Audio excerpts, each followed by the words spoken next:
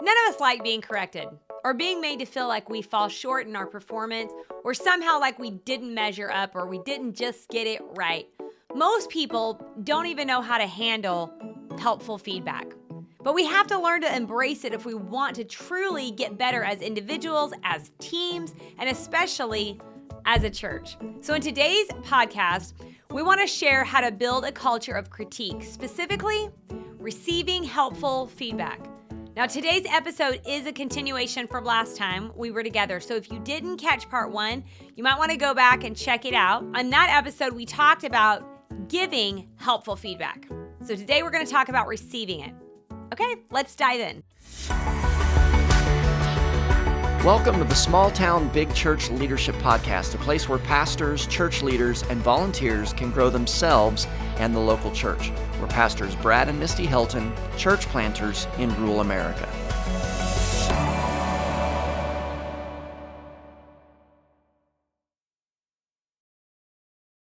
If you're a leader, a team member, or just someone looking to improve how you receive feedback, this episode is for you. Today, we're diving into the keys to receiving feedback and handling critique. But before we get started, do us a favor.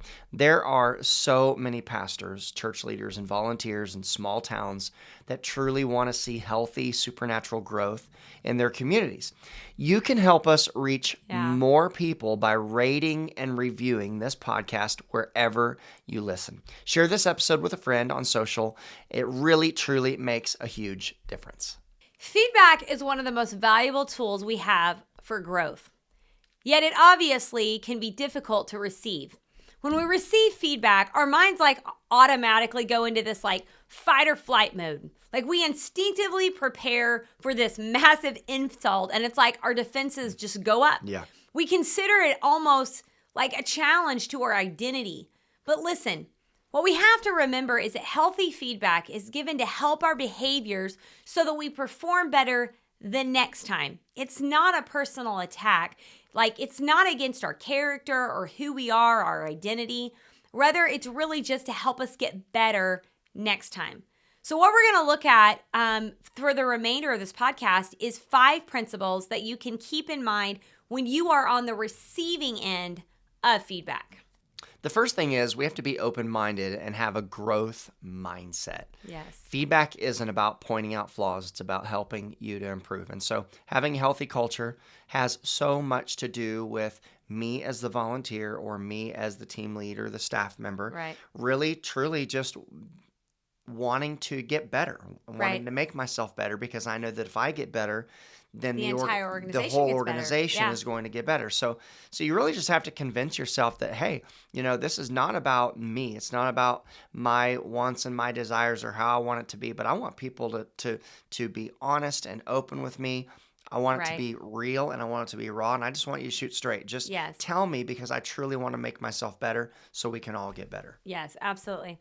The second thing that we want to do is listen actively and try to really understand the perspective of the person who's giving the feedback. Instead of immediately reacting, take a moment to just process what's being said. And I think for most of us, what we tend to do is as somebody's talking, we're immediately trying to think about what we want to say right back. Mm-hmm. And when you're receiving feedback, you don't want to do that. Or we're busy being offended.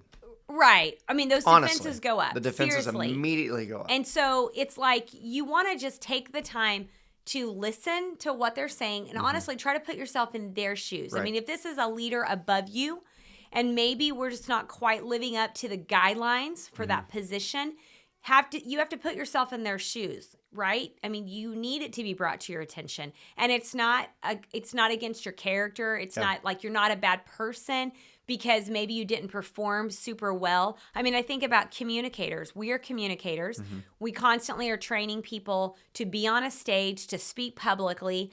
Think about if nobody ever would have given us feedback. Oh, goodness. We would not be where we are today. So just remember that when someone's giving you feedback, you just want to take the moment to process what they're saying, right, rather than just trying to shoot back a reaction. Or some people do this. Okay.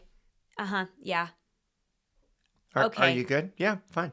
Yeah, and fine. obviously the person giving that feedback knows you're not okay. Yeah. So process it. before you start to say something. Yeah, this reminds me of Stephen Covey and his great classic book, 7 Habits of Highly Effective People. That is a great book. One of the habits that he talks about is seek first to understand before being understood. And that has served me so well over the years as a leader. Because when I was younger, let's just be honest with ourselves. I don't know about you, but for me, I was not very good at that. And I have learned. I think it's a learned It is trait. learned, a leadership trait that is learned. Yes. Where you just take a pause. If somebody is saying something about me and it stings a little bit, there's probably some truth to it. I probably need to look a little inward and just pause and reflect and say, okay, I need to truly try to step across the line and understand where this person is coming from. So the third thing is ask clarifying questions. This is huge. Really big. If something isn't clear, ask for more details. Understanding is key. And for me, I'll just be a little transparent.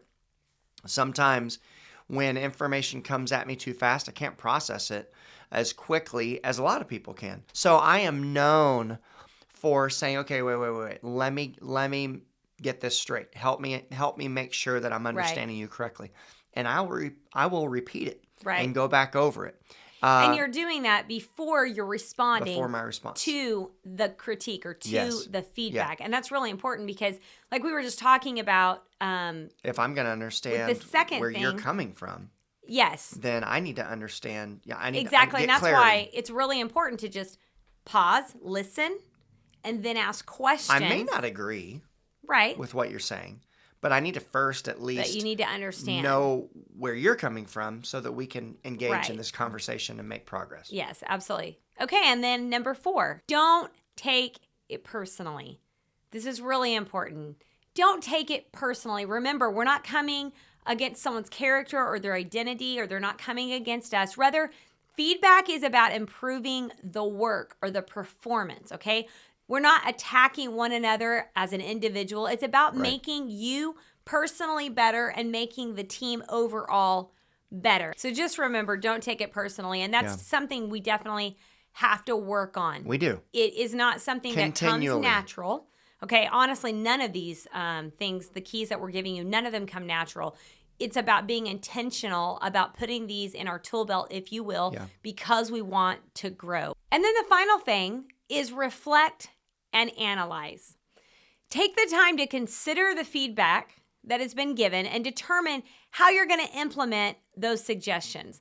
And I think a lot of times, again, it goes back to when we have our defenses up, we're not going to reflect and analyze anything. We're just getting mad that someone would point out our flaws, if you will. And so it's really, really important to realize, again, in a healthy culture, and we are talking about a healthy culture, okay?